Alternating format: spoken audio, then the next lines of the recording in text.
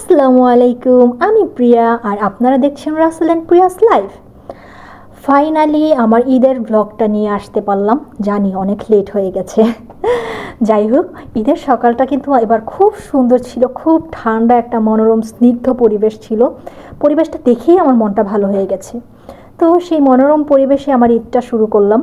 আমি ঈদের আগের দিন রাতেই অনেকটা রান্না করে রেখেছিলাম। আমি একটু ঝুরঝুরা সেমাই রান্না করেছিলাম। তারপর টরুর মাংস আমি ঈদের আগের দিন রাতেই রেডি করে রেখেছিলাম। ঈদের দিন সকালে আমি ঘর গুজাচ্ছিলাম আর বাকি রান্নাগুলো করে ফেলছিলাম। অ্যাকচুয়ালি আমার ঘর পরিপাটি সুন্দর, ফ্রেশ, তো আমার মনও ফ্রেশ। অ্যাকচুয়ালি আমার মনে হয় বেশিরভাগ মেয়েদের ক্ষেত্রে বিষয়টা এরকমই।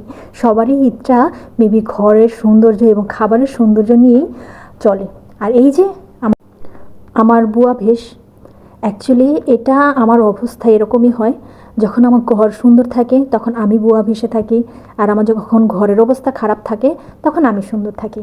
আর এটা হচ্ছে আমি ঈদে কী কী রান্না করেছি তাই একটু দেখানোর চেষ্টা করেছিলাম। খুবই সিম্পলভাবে একটু চাউমিন রান্না করেছি, একটু ঝুরঝুরা সেমাই, একটু চটপটি, রোস্ট, তারপর পোলাও, সামান্য গরুর মাংস। অ্যাকচুয়ালি এখানে অনেক খাবারে আমার আর রাসেলের রেস্ট্রিকশন আছে।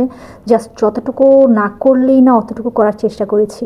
আর হ্যাঁ, একটু দুধ দিয়ে শাহি সেমাই রান্না করেছিলাম, মানে জাস্ট গেস্টরা আসলে যাতে আপ্যায়ন করতে পারি আর আমরা অল্প টল্প খেতে পারি, কারণ আমাদের দুইজনেরই খাবার এখন খুব রেস্ট্রিকশন। তারপর সব কাজটা শেষ করে, একদম বুয়ার কাজ সব শেষ করে বলতে পারেন। অ্যাকচুয়ালি এতে তো আর হেল্পিং হ্যান্ড থাকে না, তো একদম ধোয়া টোয়া যা আছে সব কমপ্লিট করে ঘরটা ফাইনাল গোছানি দিয়ে আমি শাওয়ার করে রেডি হয়ে গেলাম। রেডি হয়ে তারপর হচ্ছে আমরা আমাদের বাসায় আর কিছু গেস্ট আসছিলো, তাদের সামান্য আপ্যায়ন করে আমরা ঘুরতে বের হয়ে গিয়েছিলাম।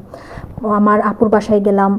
আপুর বাসায় একটু সামান্য খাওয়া দাওয়া করে তারপর ওখান থেকে গিয়েছিলাম আমার ননাসদের বাসায়। আমার ননাসদের বাসায় ঘুরেছি, সালামি দিয়েছি, নিয়েছি, একদম সারাদিন ঘুরে টুরে ফাইনালি সন্ধ্যায় বাসায় এসেছি।